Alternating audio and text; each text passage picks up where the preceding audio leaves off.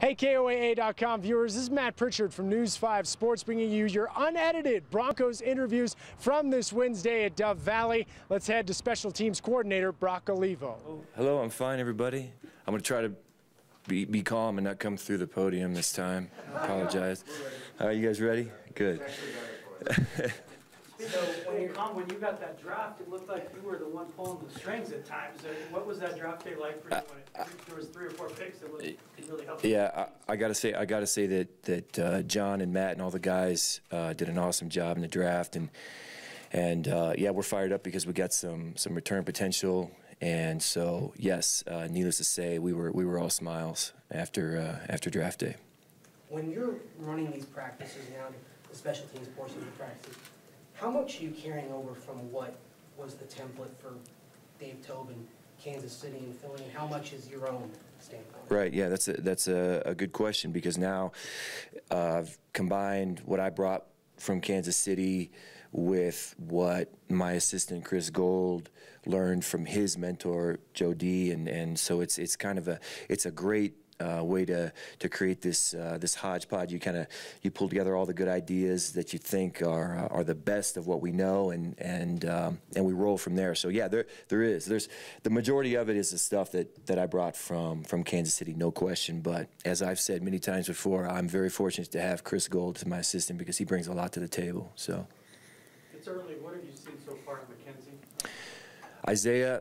Isaiah, I think, is so far as advertised. He's had an auspicious start. He's quick. He's fast. He's got great hands.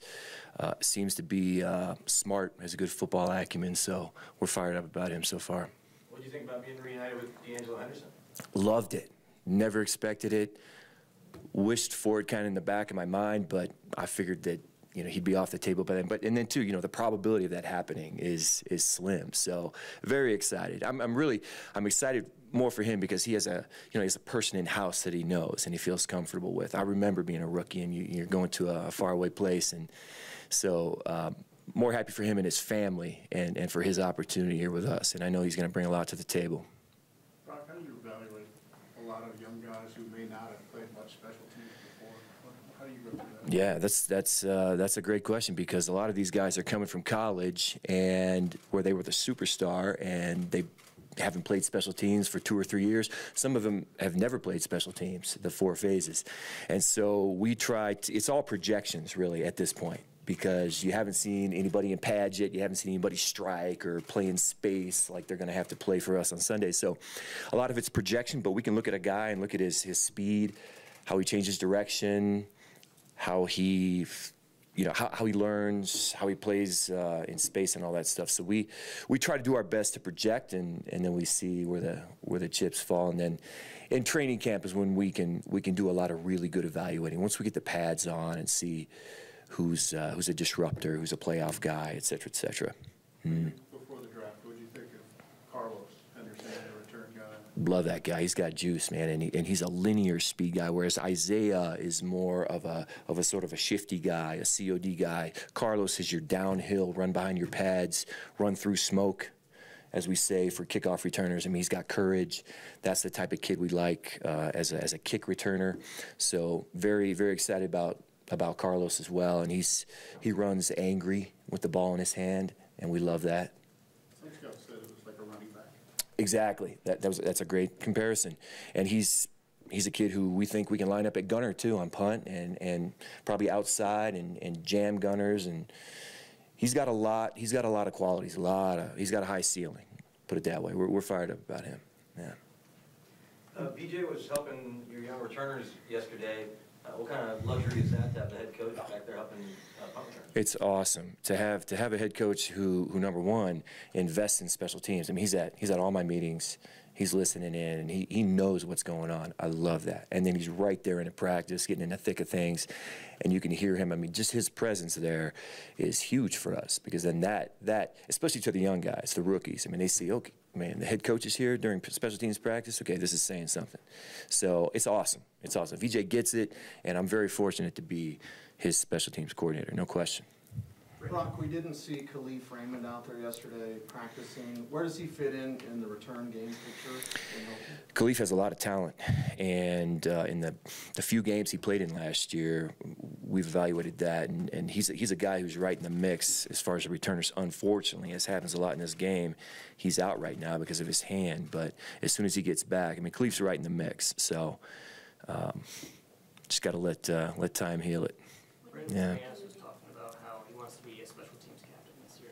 Yeah. What kind of qualities do you see from him? How hard is it for a kicker to be a special teams captain? I'll say this about Brandon. I think he has a pretty good presence in the locker room, whereas, you know, a lot of kickers don't. A lot of kickers they can be sort of loners, so to speak, or whatever, and they're the specialists, and so they're kind of a group apart. But I don't think Brandon is seen that way in our locker room. That's just my gut feeling right now from what I've seen.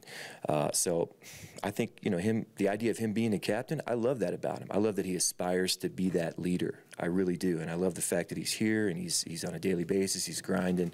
I think guys respect that about him. And he's got a good personality. You know, he's a very gregarious, outgoing guy, and guys like him. So, and he's got confidence. I mean, that's swag, right? People like that, right? He's good like that. For a couple more guys. When it comes to special teams, to have the kicker and punter spot solidified, does that help? I mean, obviously they get a lot of attention, but does that help to at least have those two spots taken care of? Yes, it does. There's no question. And we're really fortunate to have two guys who are young, talented, big legs, high ceilings. And again, I'll go back to Chris Gold. He did a great job with those guys, kind of molding those guys the past couple of years. So we're very fortunate. That's a huge relief. Now, on that same note, you know, it's the NFL and things change. And you know, if a guy goes down, we got to have guys, you know, in the bullpen. And so we're constantly evaluating guys, obviously. But we're very fortunate right now in the situation that we have here, no question. Coach, yeah, go ahead. I was just going to add Casey Creeder, our long snapper, has done a fine job as well, and he's working his butt off. He's going to be a good player. Last one's there. Coach, what are the key or different characteristics when you look at a punt returner as opposed to a kick returner and vice versa? Yeah, so a punt returner, number one, catching punts to begin with is very difficult in the NFL, especially because you've got gunners flying down the field. You've got the PP, and they're all very fast, and they're in your face, and it's a violent. It can be a violent phase, you know, because there's so much speed.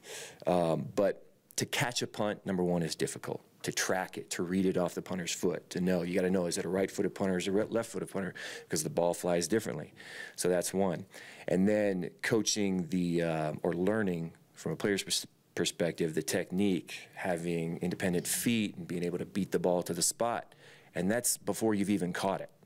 All right, and then you've got to worry about making these amazing athletes outside miss. And so a punt returner tends to be a little more, he has a little more shake to him, a little more lateral movement.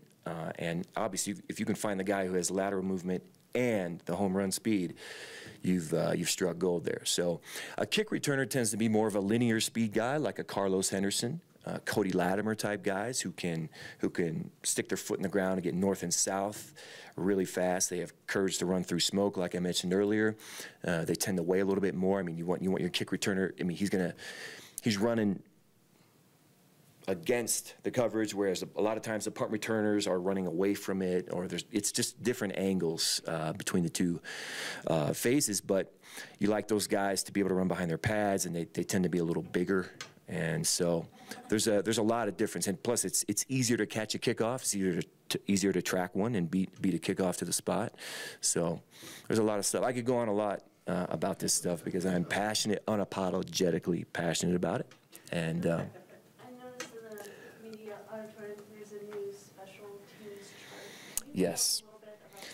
So one of the things we do during the season is we keep a running points total on grades, guys, weekly grades. And so we have a points leader, and we go week to week, and we put that week's points leader, we put his picture right up there, front and center, so everyone could see it.